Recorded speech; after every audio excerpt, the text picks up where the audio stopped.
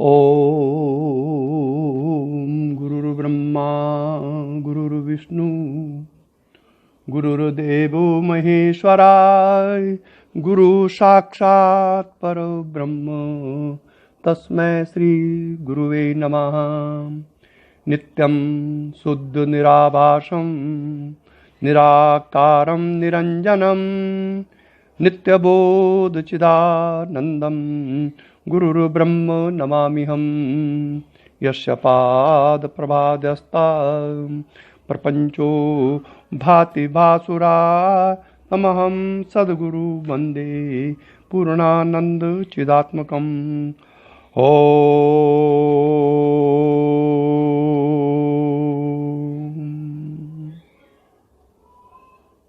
बादराबाद जो कि हरिद्वार में पड़ता है, वहाँ एक मेरे शिष्य औबलिक पुत्र, कल उन्होंने कहा कि मैं आपका पुत्र भी हूँ, तो चलो मैंने अपने को एडजस्ट कर दिया। एक पुत्र गया तो दूसरा पुत्र आया।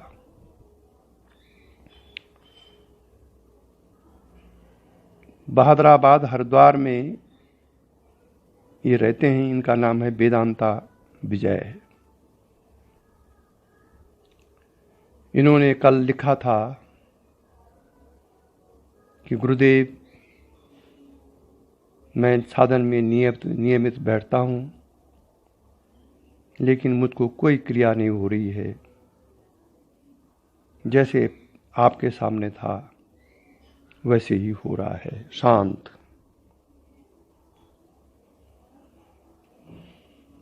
शांत भाव से बैठा रहता हूँ और नियमित बैठता हूँ।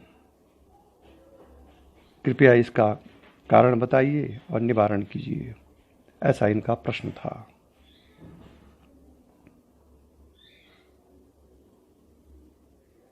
कल रात भी उनसे टेलीफोन पर बात हुई।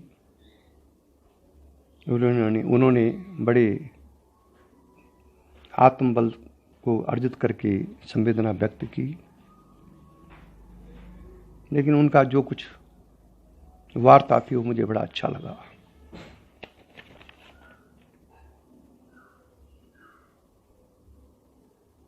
शक्तिपात दीक्षा के कुछ नियम हैं।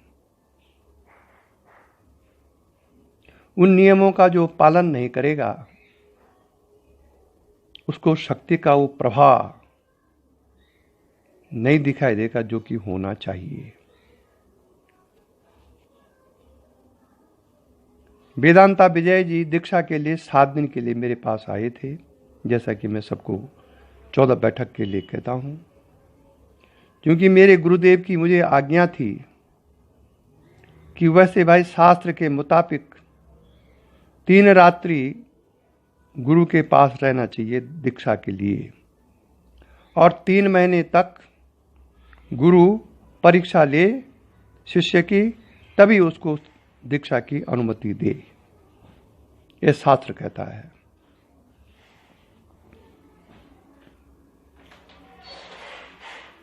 अब फिर उन्होंने कहा था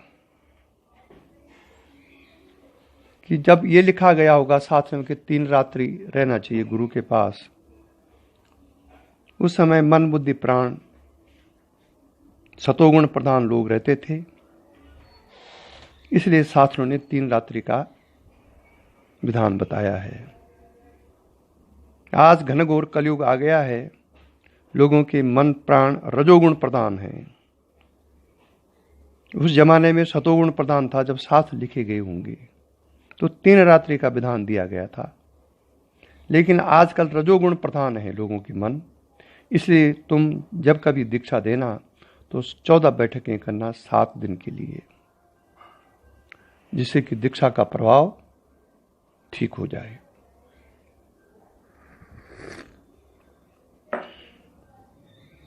फलस्वरूप गुरु आज्ञा का पालन करते हुए मैं 7 बैठकें करता हूँ 7 दिन तक, जिसमें 14 बैठक होती हैं, और 14वें बैठकों में उनको विदा कर देता हूँ। ये नियम है। लेकिन वेदांता विजय जी और उनके एक साथी शीलनाथ जी ये 7वीं बैठक में चल दिए। वेदांता विजय जी ने तो अपना कोई अर्जेंट काम बताया यूनिवर्सिटी का, तो उनको मैंने आज्ञा दे दी थी, ठीक है आप फिर आना, दीक्षा पूरी करके जाना। लेकिन शीलनाथ जी इन्हीं के साथ चल दिए बिना मेरी अनुमति लिए हुए। उन्होंने मुझे पूछा, मैंने उनसे कहा कि जैसे आपकी इच्छा, और उनकी इच्छा जाने की हो गई।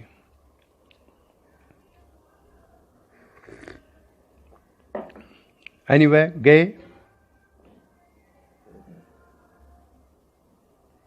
शायद ये 25 तारीख, जहां तक मुझे याद है 20 तारीख से इनकी दीक्षा स्टार्ट थी, 21 से, और ये 26 तारीख को चले गए।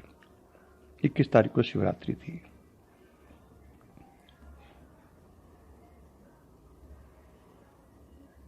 वेदांता जी, मैं कुछ कड़वे शब्द बोलूंगा, शायद आप उसको अन्यथा न लें।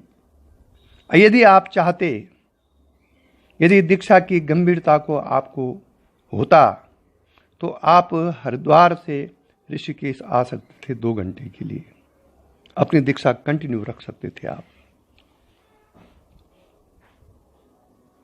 ऐसे विघ्न जब आते दीक्षा में आते हैं,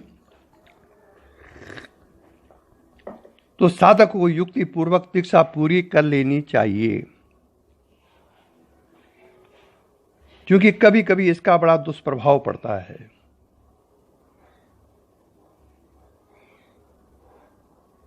आपके पास गाड़ी थी, आप सुबह 4 बजे वहां से चलते, 6 बजे यहां पहुंचते, 2 घंटा दीक्षा होती और आप चले जाते।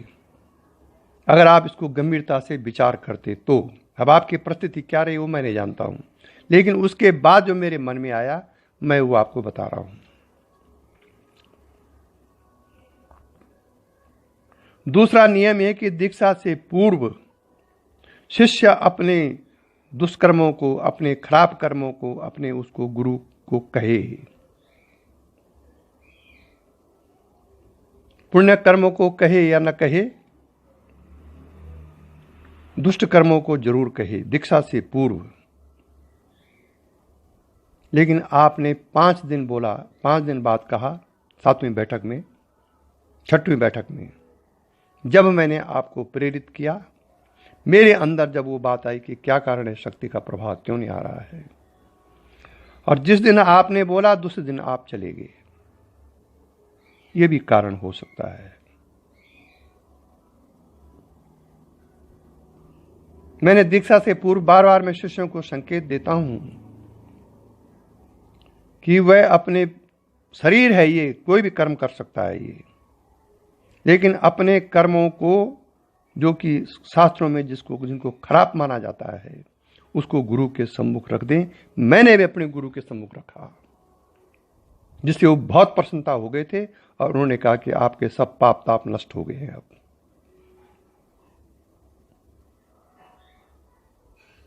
आप कभी वो नहीं कर सकते जो कि दीक्षा पूर्व आप करते थे।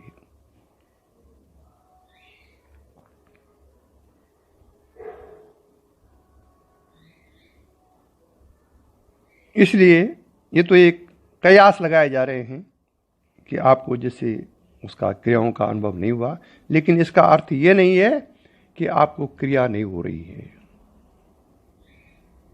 क्रिया यदि नहीं हो रही तो 2 घंटे शांत कैसे बैठ सकते हैं आप? क्या आप इससे पहले बैठे 2 घंटे कभी? आजकल साधना का माप क्रिया के आधार पर किया जा रहा है, जो कि गलत है। क्रिया का काम केवल 72,000 नाड़ियों की शुद्धि करना है। क्रिया प्राण बल के आधार पर हो सकती है। जिसका प्राण बल जितना अधिक होगा उसको अधिक उतनी प्राण की क्रियाएं होती हैं। लेकिन जो पूर्व जन्म से नाड़ी शुद्धि करके आ रखा हो उसको क्यों क्रियाएं होंगी? या जिसका मन प्रबल हो प्राण की अपेक्षा उसको क्रियाएं क्यों होंगी? उसको तो ज्ञान उत्पन्न होगा।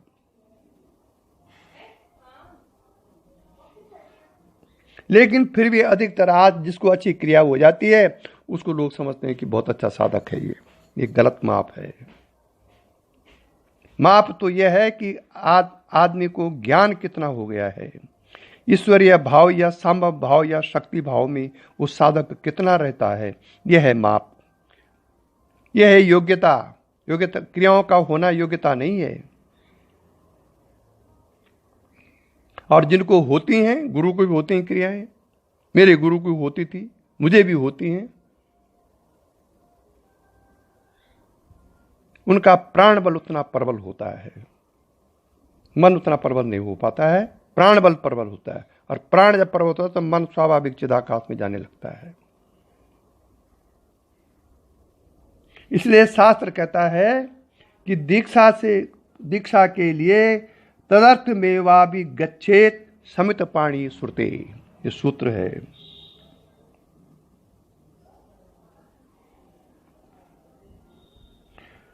उसके लिए गुरु के ही पास समित पाणी जावे, ऐसा श्रुति का उपदेश है। समित पाणी माने दोनों हाथ जोड़ करके।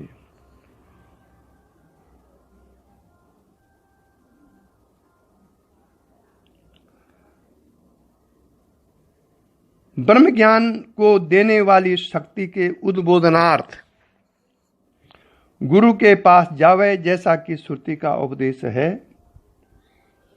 मुंडक उपनिषद में कहा गया है कि परीक्षा लोकानकम चित्तान ब्राह्मणों निर्वेद मायानस्त्या कृताकृतेन तत्विज्ञानार्थ सा गुरु मेवा विगच्छेत समित पाणी श्रोत्रिया ब्रह्मनिष्ठम। मुंडकोपनिषद कांड 2 श्रुति 12।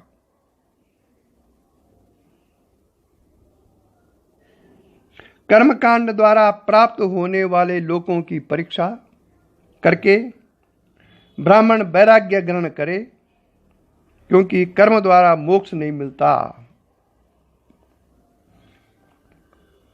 उसे पाने के लिए हाथ में समिधा लेकर, वो जमाने की बात है, गुरु के पास जावे जो श्रोत्रिय और ब्रह्मनिष्ठ गुरु हो।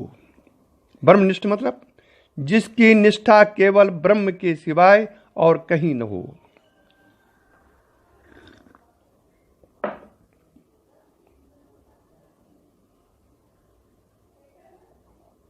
और फिर ब्रह्म विद्या की प्राप्ति के लिए विषयों से उदासीन होकर गुरु के पास जाने का उपदेश शास्त्र देते हैं। अब ये तो पूर्व काल की बातें हैं। पूर्व काल में जब ऋषि यज्ञ किया करते थे, इसलिए शिष्य दीक्षार्थ हाथ में समिधा लेकर, मतलब लकड़ी लेकर, आज भी गांवों में ये प्रथा है। इंटीरियर इलाके में शिष्य जब विद्यालय जाते हैं तो एक लकड़ी हाथ में ले जाते हैं।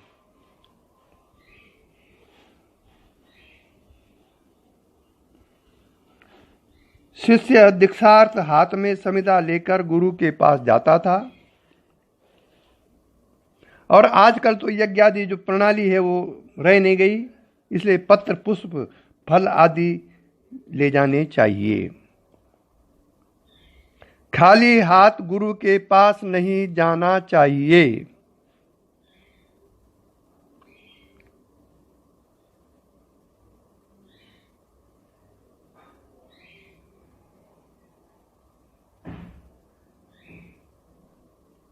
ब्रह्मनिष्ठो वेद का शक्तिपात छम्मश्च गुरु। गुरु ब्रह्मनिष्ठ वेद करने वाला और शक्तिपात करने में समर्थ होना चाहिए।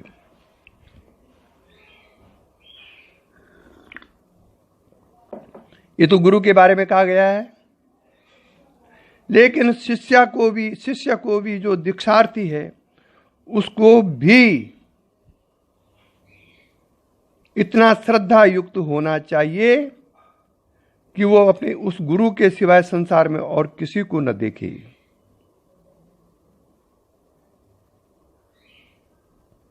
ब्रह्मनिष्ठ का अर्थ यहां पर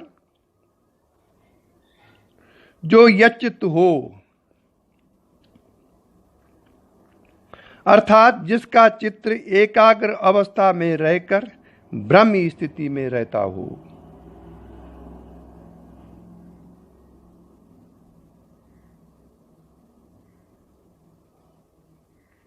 ब्राह्मी स्थिति का वर्णन श्री भगवान ने गीता के 2 अध्याय के अंत में स्थित प्रज्ञा अथवा समाधिस्थ की व्याख्या करते हुए किया है, जो 6 चक्रों का भेदक कर सके वही भेदक कहलाता है। इसको बोलते हैं शास्त्रों में वेद दीक्षा।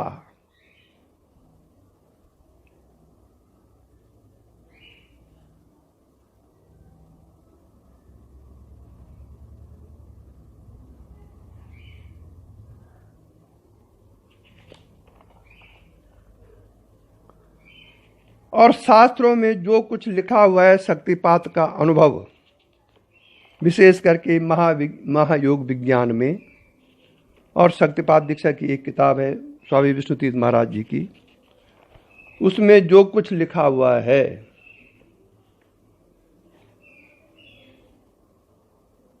उसके आधार पर मैं यहां पर प्रवचन कर रहा हूं। सूत्र है यस्मिन् पतति तद्दि न पात्रम।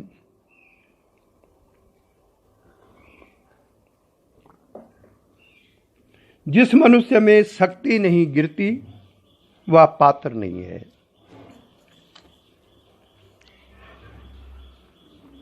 लेकिन इस सूत्र का अर्थ यह नहीं है कि जिसमें शक्ति जाती है वह दीक्षा का पात्र है ही। देखो, दोनों बातें कह रहा शास्त्र। यह भी संभावना हो सकती है कि शक्ति जाने पर भी कोई दीक्षा के योग्य नहीं होते।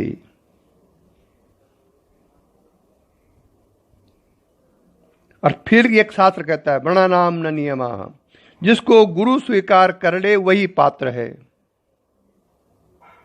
वर्ण जाति का नियम नहीं है। ईसाई, मुसलमान, यूरोप अथवा अन्य देशों के निवासी सभी पात्र हो सकते हैं। बालक, वृद्ध, स्त्री और पुरुष सब अधिकारी हैं।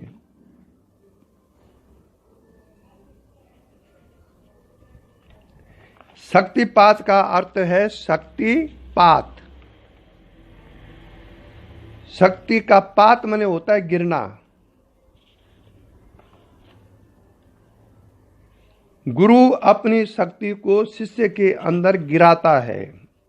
गिराता का अर्थ यह है कि वो शक्ति अपनी अवस्था से नीचे आती है, गिरती है शिष्य के अंदर। इसीलिए यहां शक्तिपात कहा गया है।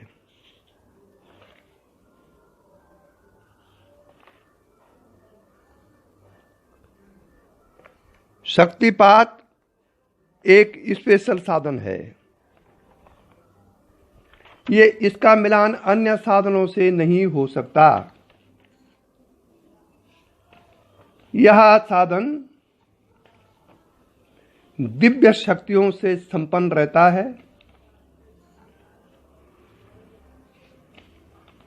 गुरु अपनी शक्ति से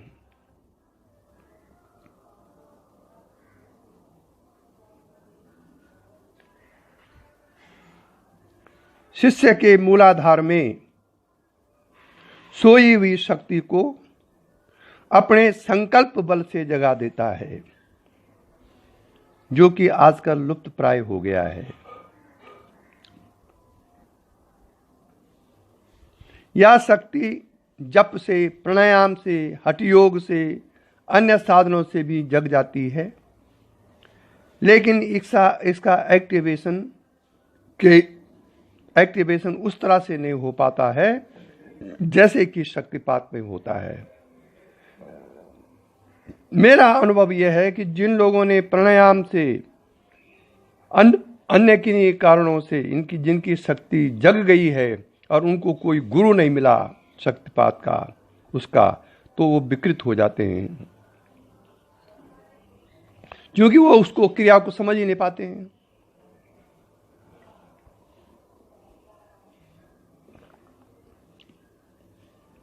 इसलिए शक्तिपात आदि विशेषण, शक्तिपात एक विशेष साधन है। शक्तिपात द्वारा कुंडलिनी या वो जो शक्ति है परमात्मा शक्ति, हठयोग में उसको कुंडलिनी बोलते हैं, वेदांत में उसको परमात्मा शक्ति बोलते हैं, तंत्र में उसको जगदम्बा शक्ति बोलते हैं, भक्ति मार्ग में उसको अल्लादिनी शक्ति बोलते हैं। नाम एक, नाम अलग अलग है सब एक। लल्लेश्वरी देवी तो उसको शक्तिपात हुआ था, लेकिन उसको भक्ति मार्ग से हुआ, उसकी अल्लादिनी शक्ति जागृत हो गई थी। चैतन्य महाप्रभु अल्लादिनी शक्ति जागृत हो गई थी।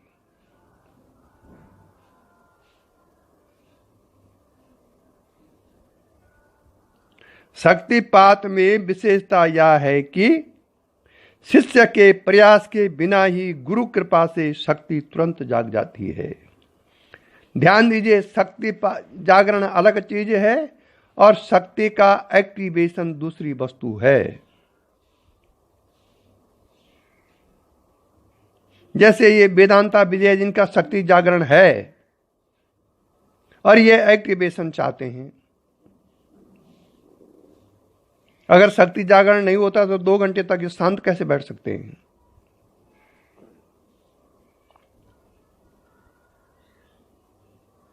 संभवतः दीक्षा पूरी होती तो एक्टिवेशन के अनुभव भी इनको होते, संभवतः बोल रहा हूं मैं।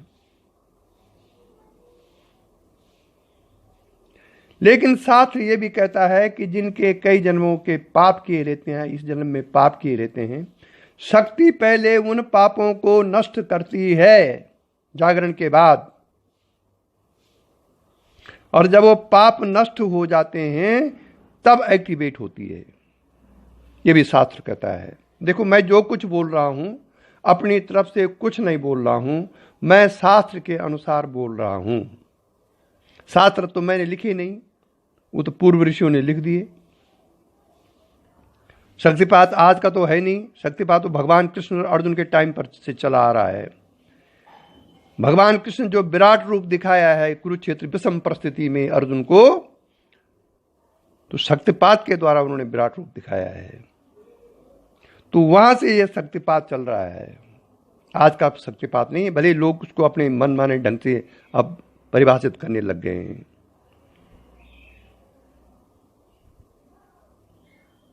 और इस जमाने में तो लगभग 500 साल का इसका इतिहास है।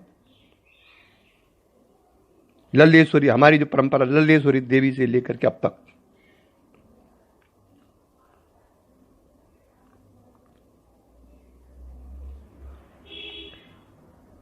गुरु कृपा से शक्ति तुरंत जाग जाती है, नहीं तो साधक को निरंतर दीर्घ काल तक उसके जागने के लिए कष्ट साध्य प्रयत्न करना पड़ता है, उसमें भी हानि होने की संभावना रहती है। शक्तिपात में हानि की कोई संभावना नहीं है। यह हो सकता है कि आपके दबे हुए जो खराब संस्कार हैं वो ऊपर उठ जाएं और आप उससे घबरा करके साधन छोड़ दें और गुरु को खराब माने। ऐसे मेरे 1-2 शिष्य भी हैं जिनके संस्कार डिप्रेशन के संस्कार थे या कोई बीमारी थी, उन्होंने दीक्षा के टाइम बताया नहीं और बाद में वो संस्कार ऊपर उठे और उन्होंने साधन नहीं छोड़ दिया, गुरु से बात करनी भी छोड़ दी, वो इतने घबरा गए।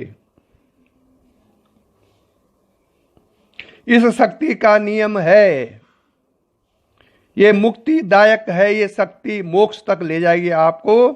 पहले तो इसी जन्म में, नहीं तो अगले जन्म में मोक्ष जरूर होगा, जिसका प्रथम दायित्व यही है इस शक्ति का। इसलिए सबसे पहले ये खराब संस्कारों को बाहर करती है, फिर नए अच्छे संस्कारों को बाहर करती है, तब कहीं आपका चित्त निर्मल होता है और तब आत्म प्रकाश चित्त पर पड़ता है। ये इसकी स्थिति है शक्ति की, ये इसके गुण है। These are the qualities of this divine power. नहीं तो आप मुक्त कैसे होंगे? संस्कार जब निःशेष नहीं होंगे तो मुक्ति कैसे होंगे आप? इसलिए कभी मैंने दिव्यानंद में गुरुजी ने लेख लिखा था कि गुरु की जो शारीरिक सेवा है वो किसी भी स्तर पर की जा सकती है, शरीर तो अपवित्र है, इसकी पवित्रता का मतलब क्या है इसका?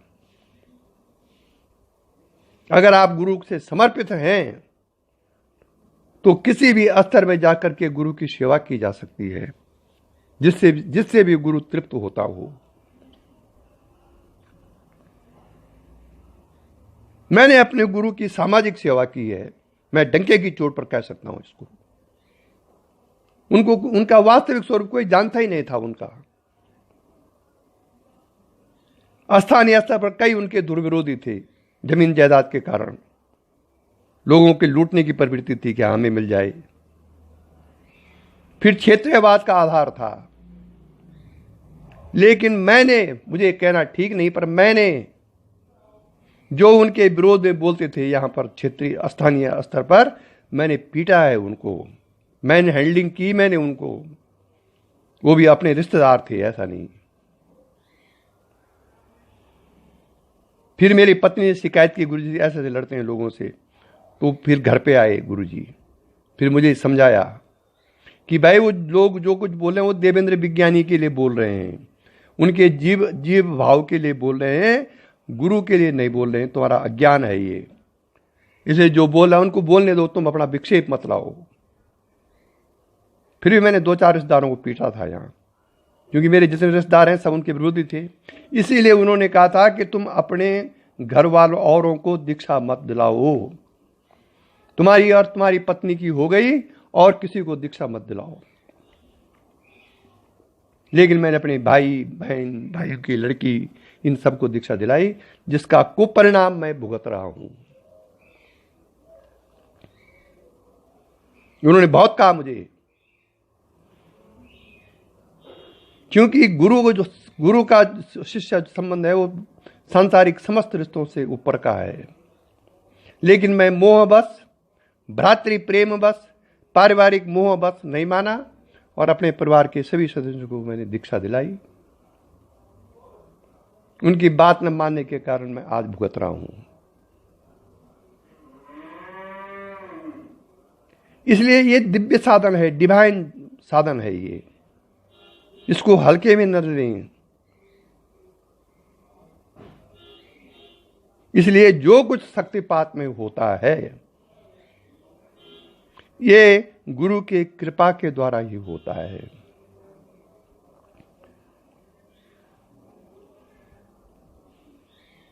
एक दो महिलाओं को ओवर हो गया, उन्होंने क्या क्या अपनी धारणा बनाई उस ओवर के कारण, उसका वर्णन करना तो बेकार है।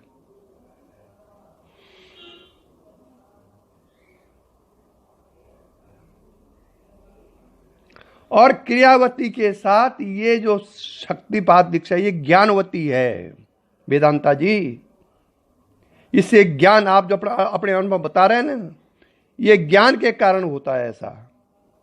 आपको अगर क्रियावती नहीं उत्पन्न हुई तो ज्ञानवती तो उत्पन्न हुई ना।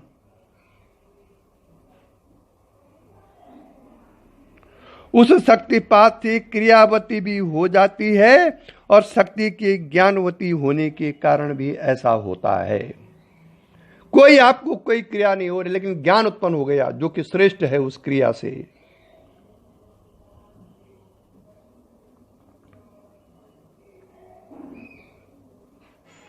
कुंडलिनी के अविद्या और विद्या 2 रूप कहे जा सकते हैं।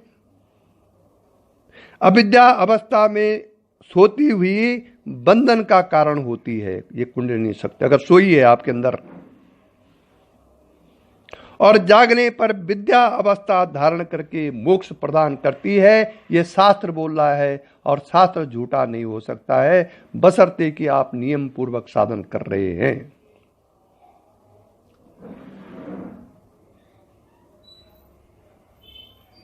इसलिए ये शक्तिपात दीक्षा मोक्ष प्रदा है। लेकिन जो साधन नहीं करेगा, गुरु के प्रति सेवा भाव नहीं रखेगा, गुरु के प्रति श्रद्धा नहीं रखेगा, उसकी शक्ति जागने पर भी अगर वो साधन रत नहीं है तो शक्ति फिर स्थापित करेगी गुरु को भी और शिष्य को भी। इसीलिए शक्तिपात के गुरु जो है वास्तविक गुरु, चैन से नहीं बैठ सकते व्यवहार में।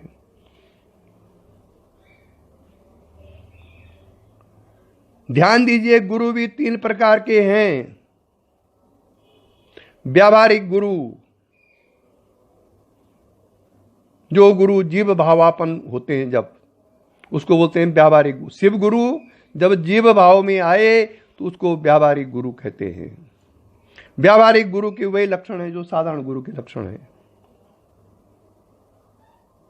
साधारण मनुष्य के जो लक्षण है।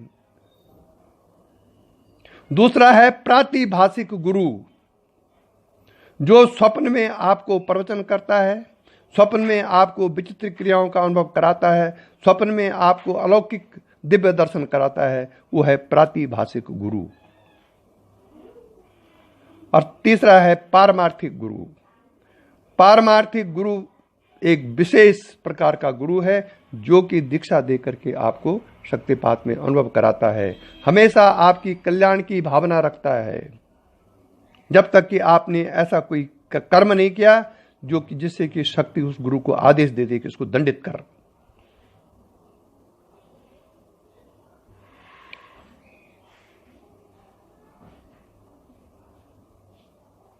मुझे अपने गुरु के जीवन की एक प्रसंग इस समय याद आ रहा है। गुरुजी अपनी जमीन पर थे, यहीं योग श्री पीठ आश्रम के पीछे उनकी जमीन है, बहुत बड़ी लैंड है। वहां उनके कोई एक रिश्तेदार रहते थे उन्हीं के मकान पर, जो आंतरिक रूप से गुरुजी से चिढ़ते थे। किसी बात पर बहस हो गई है। गुरुजी ने कहा, ठाकुर साहब अभी आप चुप रहिए, फिर बात कर लेंगे। लेकिन ठाकुर साहब चुप रहे नहीं। वो लट्ठी हाथ में लेकर के गुरुजी के पीछे पीछे चले और बोल रहे हैं, तुम काय के गुरु, तुमने अपने लोगों को दीक्षा दी, परिवार वालों को दीक्षा दी, ये ऐसे उल्ट पटांग पकड़े हैं। गुरुजी ने कहा, ठाकुर साहब ठीक है, मैंने जो कुछ किया तो मेरे लिए है ना, आपको क्या मतलब इस चीज से। बहुत समझाया, नहीं माने। वो आश्रम तक आ गए, वो गुरुजी के पीछे पीछे लट्ठी हाथ पर उठा करके। देखिए प्रबल प्रारब्ध, जबकि उनको अध्यात्म में गुरुजी ने इतना उठाया जिसकी उनको कल्पना नहीं है, लेकिन वो गुरुजी से द्वेष के कारण उनका अध्यात्म तो गया, गुरुजी के पीछे पड़ गए। वो गुरुजी आश्रम में पहुंच गए थे, योग श्री पीठ आश्रम में। वहां कई लोग खड़े थे। गुरुजी ने बहुत समय, ठाकुर साहब आप वापस हो जाइए, फिर बात करेंगे, लेकिन वो नहीं माने। गुरुजी कहते हैं कि विष्णु तीर्थ महाराज खड़े हो गए मेरे सम्मुख आश्रम के सामने, और उन्होंने कहा, झापड़ मार इसके, चांटा मार इसके। और गुरुजी का तो रिश्तेदार था, श्रेष्ठ रिश्तेदार था, ऐसा तो नहीं था कि कोई। गुरुजी ने एक चांटा मार दी उनकी आश्रम में, आश्रम के सामने की बात है ये। और वो चांटा मारते हुए गिर गए, लेकिन उनकी ओम की क्रिया शुरू हो गई मारते ही।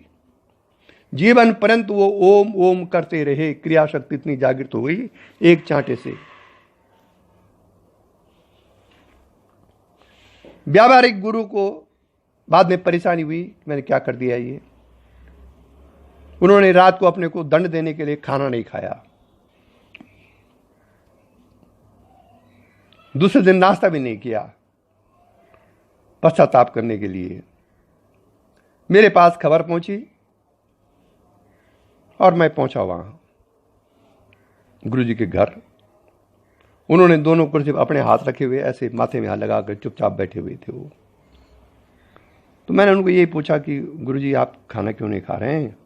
खाना खाई, मेरे पास खबर आ गई थी। कहे हाँ खाऊंगा, बिना खाए तो नहीं रह जाएगा, लेकिन मुझसे ये भारी भूल हो गई, लेकिन मेरी गलती नहीं है कोठारी जी। ये उनके एक गुरु खड़े हो गए मेरे सामने, विष्णु तीर्थ महाराज, जिनको मैं गुरु मानता हूं, और उन्होंने मुझे आदेश दिया कि चांटा मार इसकी। अब दुनिया तो इस दृष्टि वाली है ही नहीं, दुनिया क्या माने इसको। लेकिन समाज में रिश्तेदारी में तो मेरी बदनामी हो ही गई। ये कौन जानता है, तो कोई बिरल साधक जान सकता है कि गुरु कैसे खड़ा होता है। क्या विष्णु तीर्थ महाराज खड़े हो गए, उन्होंने मुझे आदेश दिया, देवेंद्र इसके चांटा मार, और उनके आदेश से मैंने चांटा मारा। अब दुनिया कुछ बोलती रही, मैं सन्न हो गया।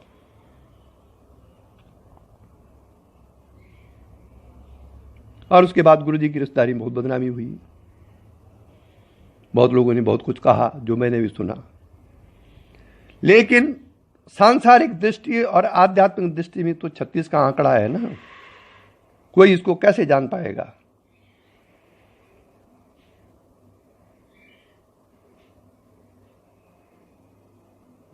इसलिए शक्ति जागरण के बाद ये ऐसा विचित्र साधन है ये, अगर आप आंतरिक गुरु से संपर्क में है तो। ये उदाहरण मैं इसलिए दिया कि गुरु कभी मरता नहीं है।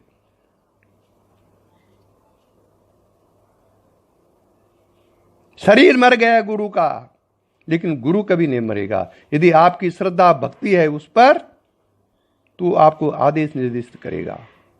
गुरु तो चेतना है, शरीर कहाँ है वो।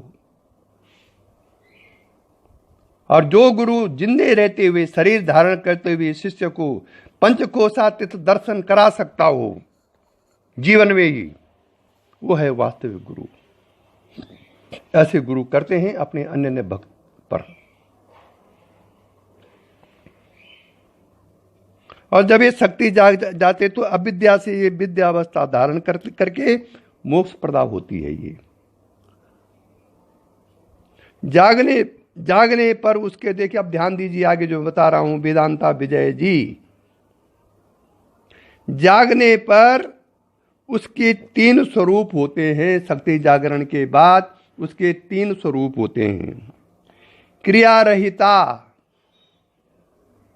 क्रियाशीला और लया अवस्था। ये 3 प्रकार से शक्तिपात विद्या का फल है। क्रिया रहिता माने कोई क्रिया नहीं। ये शास्त्र कह रहा है, आप ये मत सोचना कि मैं बिड़ा रहा हूं, शास्त्रों में है ये। क्रिया रहिता, कोई क्रिया नहीं होगी, शांत रहेंगे आप। क्रियाशीला, क्रियाएं होंगी। और तीसरा है लय अवस्था आएगी। अब आप अपना आत्मनिरीक्षण कीजिए कि आपका अंदर क्रिया रहता है या लय अवस्था है। अगर आप फिर आते, लॉकडाउन तो 24 मार्च को हुआ, आप 26 फरवरी को यहां से गए, तो आगे गुरु के लिए तो ये बहुत विचित्र प्रश्न है। अगर दीक्षा दी है नियम पूर्वक 7 दिन तक और न हो तो ये गंभीर विषय है। फिर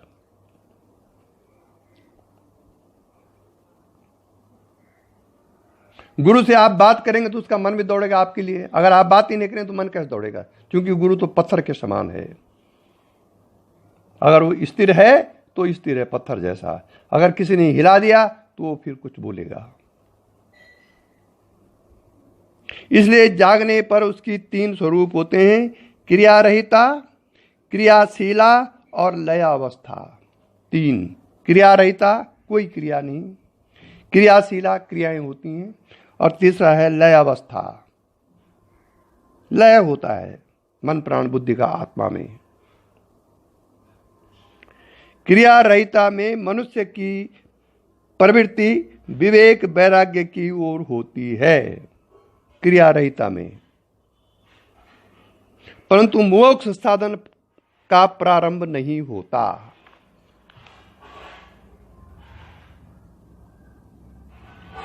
हां, शक्ति पापों का नाश करती रहती है क्रिया रहिता में, ध्यान दीजिए। शक्ति पापों का नाश करती रहती है। पापों का नाश होने पर उसकी मोक्ष यात्रा का प्रारंभ होता है। समाधि अथवा मोक्ष अवस्था में शक्ति ब्रह्म में लय हो जाती है।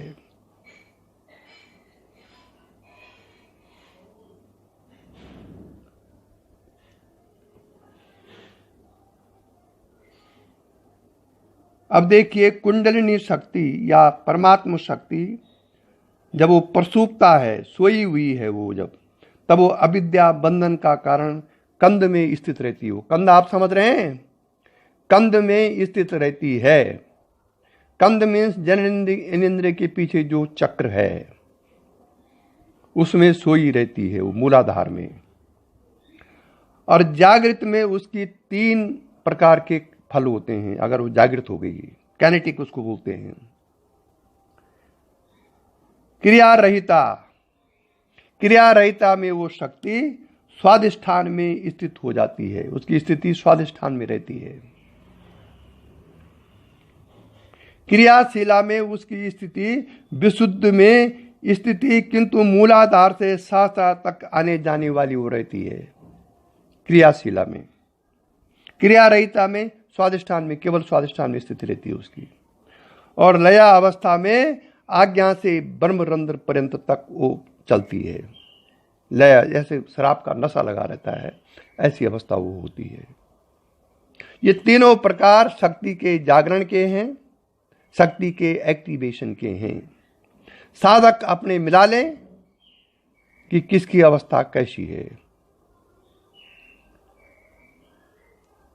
आजकल क्रियाओं के कारण ही साधक का मूल्यांकन किया जा रहा है, जो कि शास्त्र सम्मत नहीं है।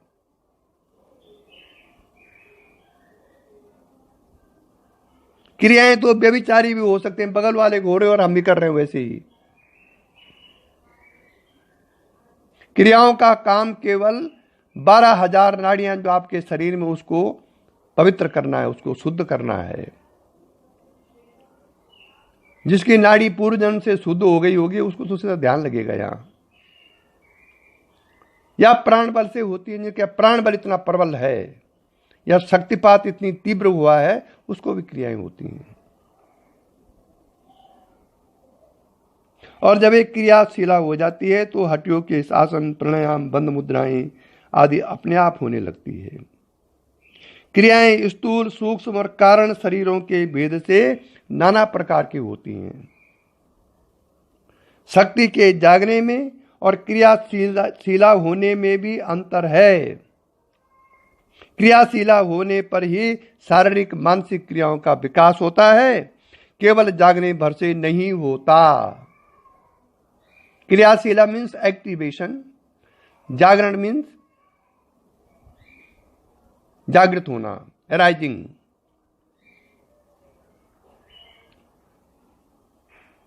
स्थूल शरीर, सूक्ष्म शरीर और कारण शरीर की क्रियाएं अलग अलग अनुभव में आती हैं। सब मनुष्यों को एक समान क्रियाएं नहीं होती। सबकी भिन्न भिन्न प्रकृति, स्वभाव और संस्कारों के अनुसार बहुत प्रकार की होती हैं। सब मनुष्य अपनी अलग अलग क्रियाएं करते हैं, इसलिए यह सहज व स्वाभाविक योग भी कहलाता है। सहज योग इसको कहते हैं। और किसी को इसमें हानि की संभावना भी नहीं होती। प्राय देखा गया है कि प्राणायाम, शीर्ष आसन आदि क्रियाओं का अभ्यास करने वाले रोगाक्रांत हो जाते हैं। इसका कारण यह है कि उक्त क्रियाएं उनकी प्रकृति के अनुकूल नहीं हैं। शक्तिपात में क्रियाएं प्रकृति के अनुकूल होंगी। कैसी प्रकृति है उसकी? शक्ति की क्रियाशीला होने पर स्वाभाविक क्रियाएं विकसित होती हैं और वे देश, काल, ऋतु के अनुसार साधक के शरीर, मन, प्राण के अनुकूल ही होती हैं।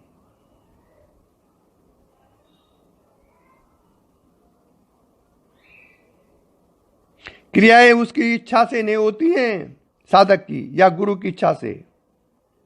क्रियाएं तो संस्कारों के तंत्र होने के कारण होती हैं।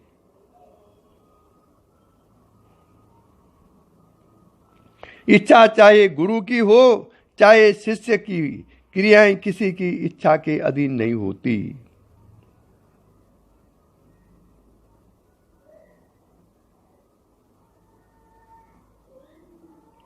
चाहे उनको शक्ति के तंत्र मानो, क्योंकि शक्ति का वेग होने पर नाना प्रकार की क्रियाएं होने लगती हैं।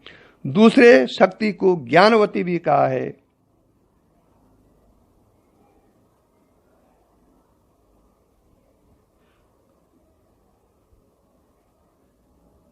इसलिए भी वह स्वतंत्र है।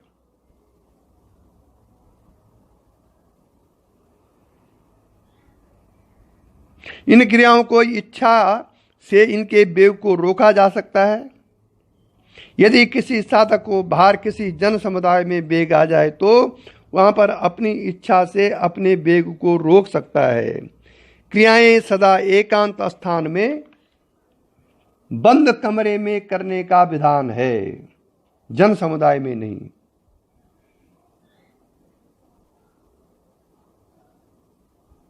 जैसे कि जन समुदाय में भगवत कीर्तन करते समय भाव प्रदर्शन करने और नाच कर तमाशा सा करने का रिवाज कुछ महात्माओं ने चलाया है। जन समुदाय में क्रिया करने से शक्ति का अनुचित संक्रमण और ह्रास होता है, जैसा कि पहले भी मैं कई बार कह चुका हूं।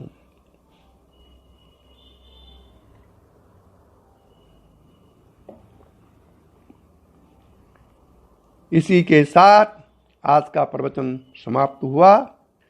श्री वेदांता विजय के प्रश्न का उत्तर संभवतः मैं दे चुका हूं। फिर भी जब कभी स्थिति सामान्य होगी, आप आएं और अपने अर्ध दीक्षा को पूर्ण करें। ओम यही दिव्य दृष्टि हमें दीजिए भगवान, हो कण कण में निस दिन तुम्हारे ही दर्शन। लखों नित्य सर्वत्र मूर्ति तुम्हारी, सुनु जड़ जगत से ये कीर्ति तुम्हारी। ओम।